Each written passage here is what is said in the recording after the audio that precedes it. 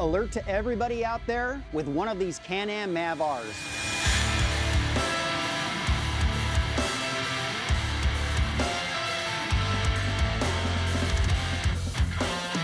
A lot of these late model machines have got a lot more horsepower and in this case, a lot more gears. So a couple things to think about, and especially to all of our race teams out there. Radial mount brackets, going to a radial mount caliper, which is fixed, is a big game changer. Going to an oversized 11.60 rotor, that's on our lug drive floating system, game changer. Any of the different brake pad materials that we can offer you to go in this brake system, game changer. The big thing about the hat rotor assembly is that it's two-piece. Two-piece meaning that it's called our lug drive system, so it's floating. So as the system gets hot, we've got the capability of that rotor floating and growing so that we don't have any overheating issues. The system's gonna come with everything you need and it works on your stock steel braided line kits. If you've got any questions about these brake systems for your Can-Am MAVR, hit us at wilwood.com.